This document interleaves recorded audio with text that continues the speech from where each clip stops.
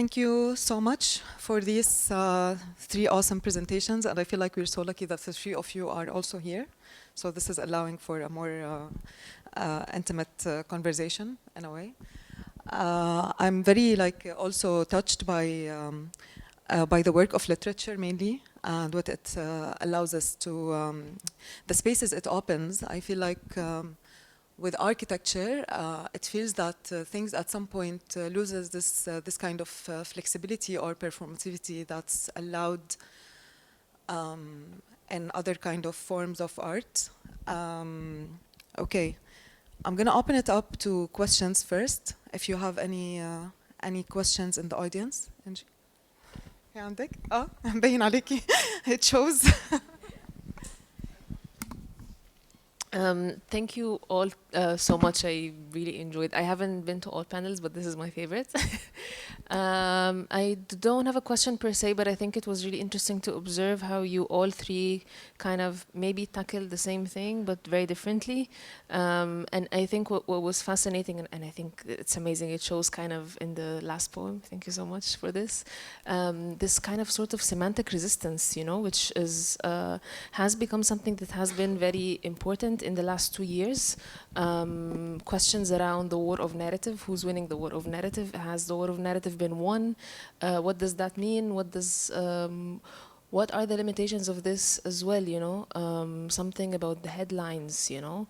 How many times do we have to correct headlines? How many times do we have to show discrepancies in literature, the gaps in the archives, and so on?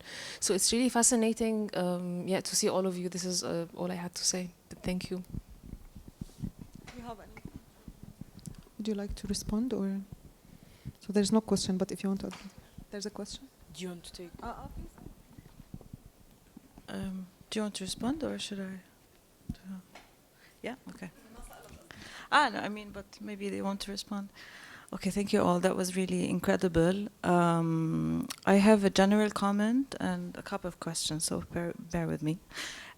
My general comment is, and question too, is there's a line that we can see connecting the three presentations that speaks of, maybe indirectly, about alternative language.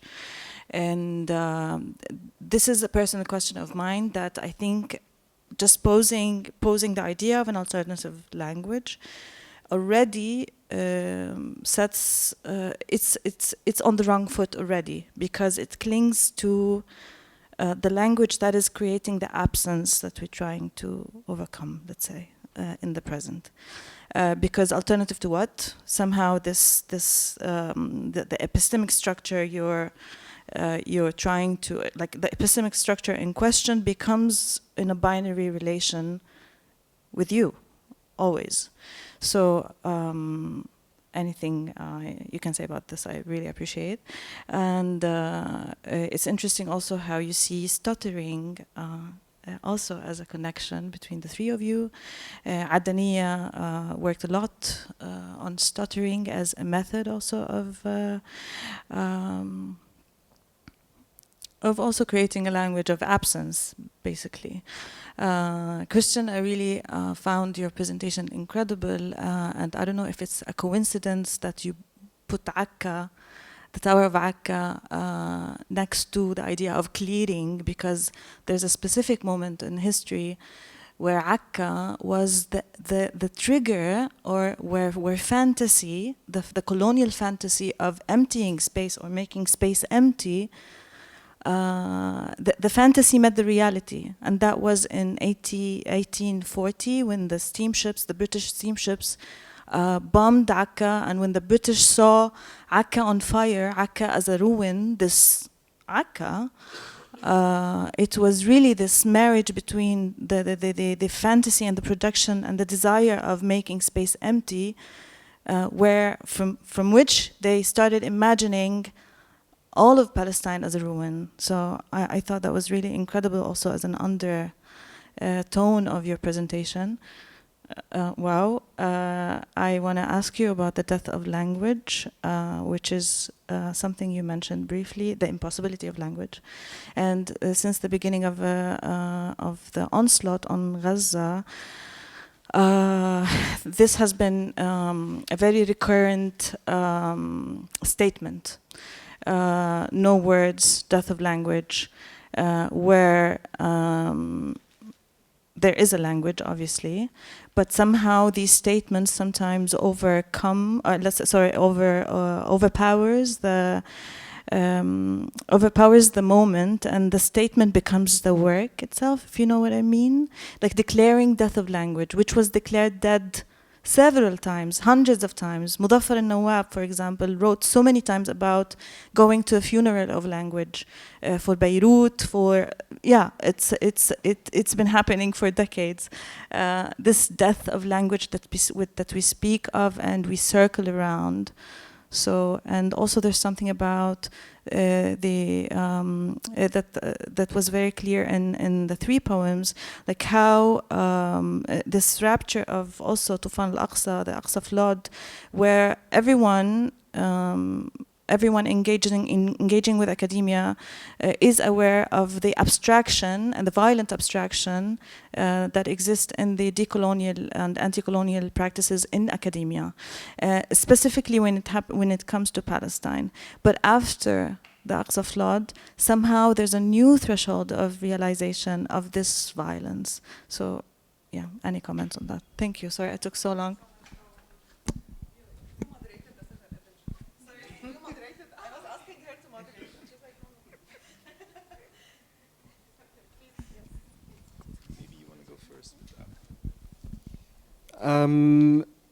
Sure. I mean, on the question of alternative language, and this is something that Alice strains against, like very specifically. I think they take issue with this idea of disfluency as dis itself, and they go into this at length in this sort of long series of questions, right? And that in thinking disfluency, you're ingraining fluency as a norm, which itself is a major problem and a sort of white fantasy invention.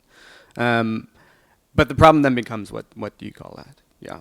And they move to melisma via Moten, who calls blackness, a stuttering melismatic withdrawal. I mean, the problem with this kind of anti-colonial work is trying to work with language in a way that doesn't instrumentalize it, but then you are always having to constantly re-examine and redefine your terms, which makes this question of alternative language, I think, more difficult. And I actually wasn't aware of the Akka bombing, so thank you for telling me about it.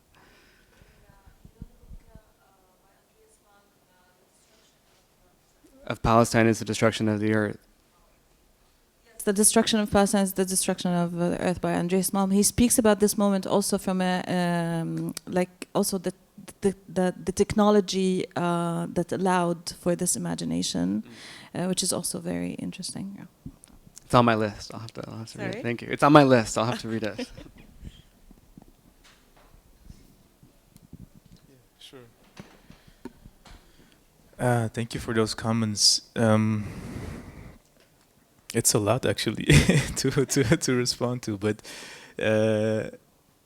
one thing that immediately came to mind was definitely as thinking about poetry as an alternative language. And I think most of these poems are kind of an attempt to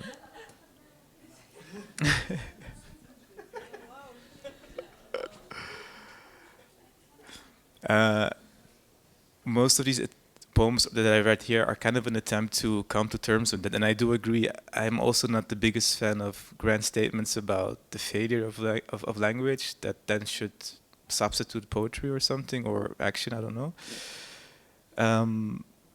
And it is very tricky because I feel like it is a thing that returns in every poem I've written in this manuscript, and I've been dealing with it differently in each poem. In the series that you referred to, I think the one with the series of 4 basically, there are also some signs actually that kind of perform a certain absence or that don't want to reproduce a certain representational violence. And of course, the last poem, to my mind, of course, is very much an attempt to push that impossibility of language to the extreme while addressing it explicitly as well. So I think it's a problem, but ideally it's a generative problem. So I feel like I'm totally with you about dismissing it as something that is past or dead. I feel like no, we need to actually inhabit that and see what comes out of it. Yeah, and poetry is one way, I guess, to do that. If that makes sense. Yeah. Yeah, please. Yeah, I get what you're saying about, you know, counter-archival, you know, alternative language as being potentially problematic because what are we countering? And it's kind of, you know, positioning colonial institutions as the kind of, as, you know, as the norm, but the normative standard that we're measured against. So I think, yeah, that is problematic. But I think at the same time, in building something like a counter-archive, this kind of phrasing is kind of implying that we're opposing something, right? And I think, yeah, also, yeah, I think the notion of stop in both of your work, your presentations that you addressed is really interesting, and kind of the limits of the language and the kind of extent to which we can kind of recover things through language or represent things through language. But I think that, you know, armed resistance, for example, and the resistance more generally, I think narrative is really important to that. And, you know, narrative, the kind of war on narrative is kind of a question of legitimacy, right? So the way that a state frames itself, or the way that nationalism works and Zionism works, is through narrative, right? The kind of David versus Goliath myth around 1948, and all of the other myths surrounding 1948. So I think that language is built into the idea of narrative, and I think that resistance comes through this. So I think, yeah, that's kind of what I wanted to say about language and its limits.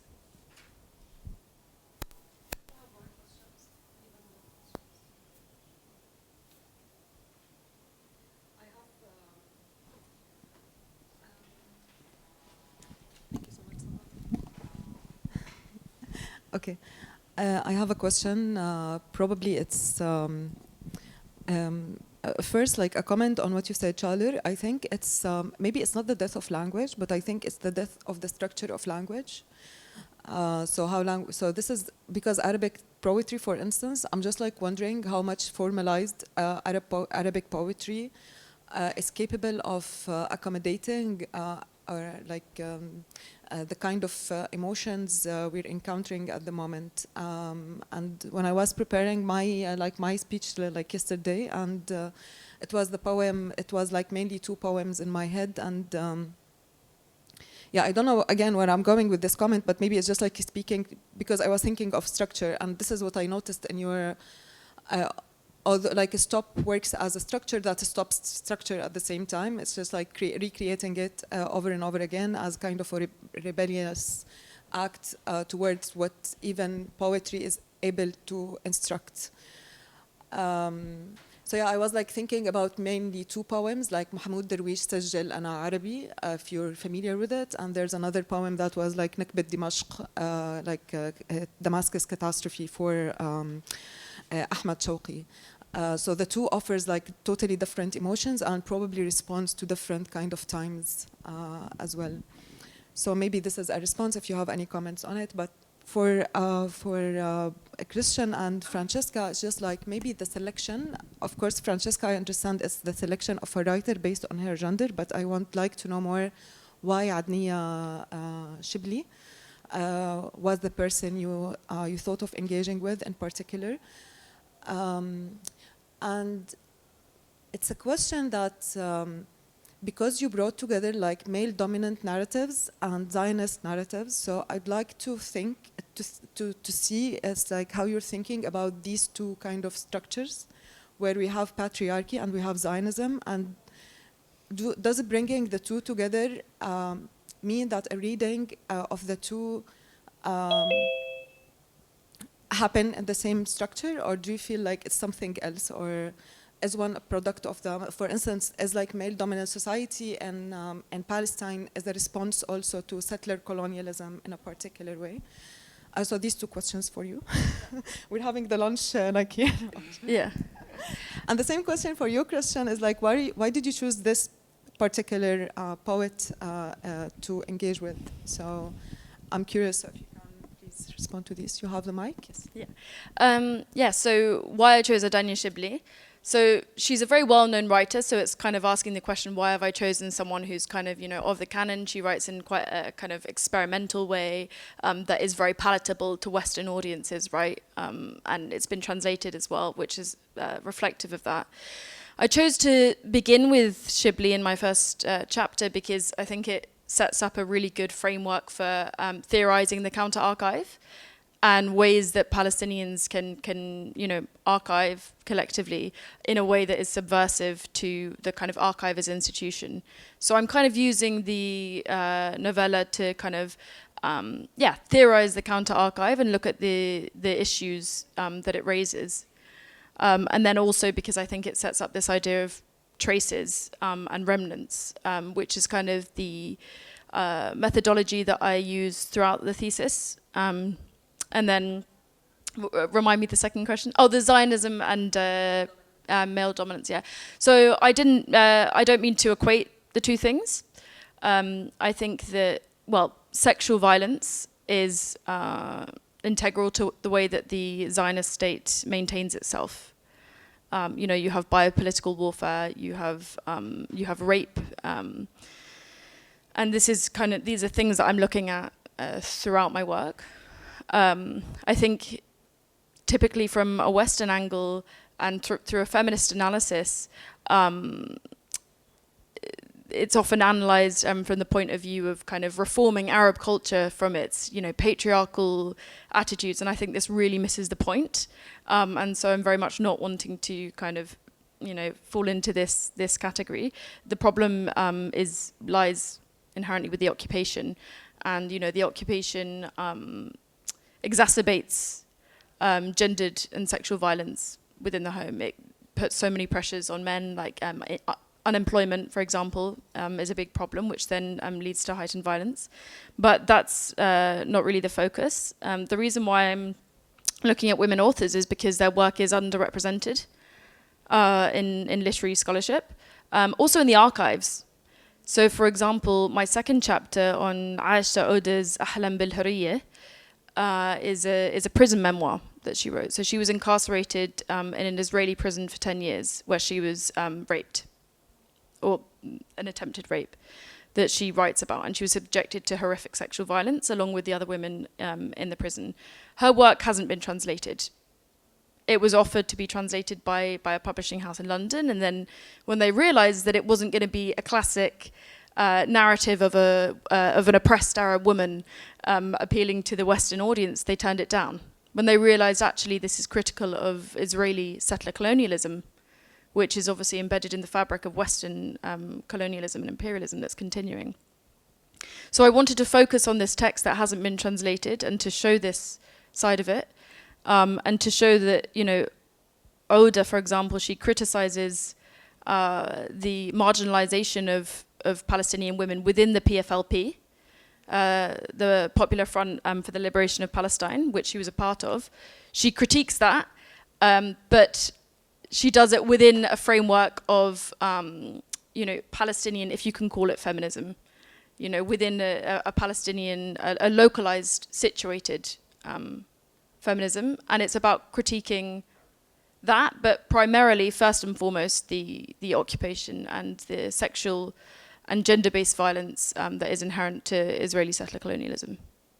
I hope that, yeah. Yeah, why Ellis? Briefly, I'm really interested in these poetry projects that have announced political commitments and the relationship between the political commitments and these formal experimental projects, right? And Ellis's book is amazing, but also difficult to read, totally bizarre. I read it because, I mean, it was sort of a landmark book when it came out. They didn't make that many copies. They were all sold out immediately. No one really knows quite what to do with it. But it's also a reading of, there's a 1951 essay by this American poet Charles Olson, which sort of changes the face of American poetry. It's called Projective Verse.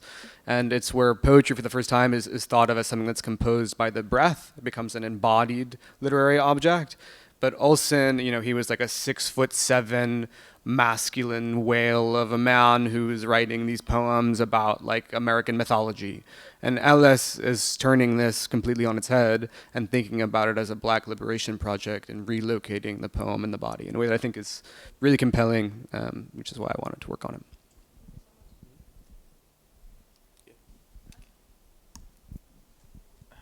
Yeah, thank you for that comment. It was about the kind of high performance nature of certain Arabic poetry, right? And how it maybe. No, I'm happy to respond. Yeah. And it's a bit tricky for me because I don't have access to these poems because I don't read Arabic that well, so I can't really have a sense of like the patterns. Where breath stops, the caesura, like it's for me. I read it in translation mostly, and just study kind of the metric patterns basically. But it's I can hear it, but it's still very different, I think, than someone like you who would read it and experience it. But it is something I obviously want to learn more of and have more access to. And I do refer to certain tropes in Arabic poetry. And it has to do for me also with legibility and audience, because I'm writing in the Netherlands in Dutch or English, and about this region actually. So I feel like there's a bit of a dissonance there in terms of catering and also what kind of sensibility, recognition. So I think maybe these tropes and these other references try to compensate a bit for my lack of access linguistically. And also for me, it's about, as I said, like who is being addressed actually, and in what ways can I actually not center like a classical literary audience, for example, in the Netherlands, which is predominantly white and reads the news. That's kind of what for me is at stake there. But yeah, thanks for the comment. Yeah.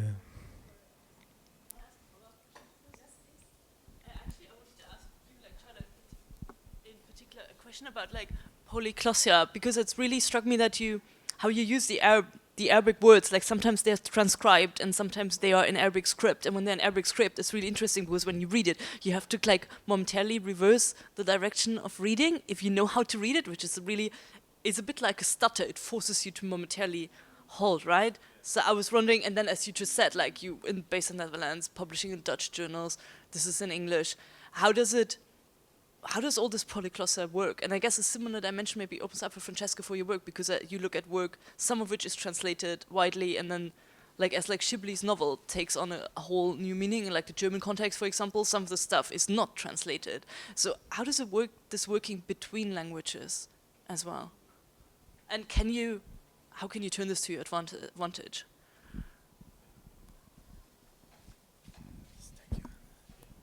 Do you want to go first?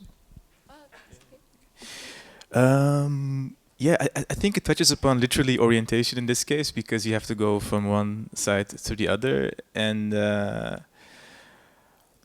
I think for me the most interesting thing, besides from the kind of visual texture it adds to a poem, and maybe like momentarily not knowing where you're landing actually as a reader, it's also for me a way to resist a certain stable legibility without like trying to be unreadable for abstraction's sake or something. So I'm kind of interested in that particular gray area, if that makes sense. Yeah. Maybe you wanna? Yeah. Okay. Does that make sense? Yeah.